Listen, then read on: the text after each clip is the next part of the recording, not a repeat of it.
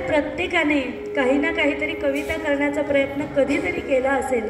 टला ट जुळवून नला न जुळवून प्रत्येकजणच कविता करायचा प्रयत्न करतो.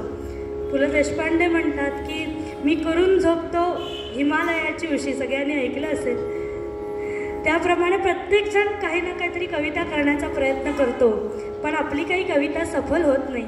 सफल होते ती कविता प्रतिभा संपन्न कवींचीच.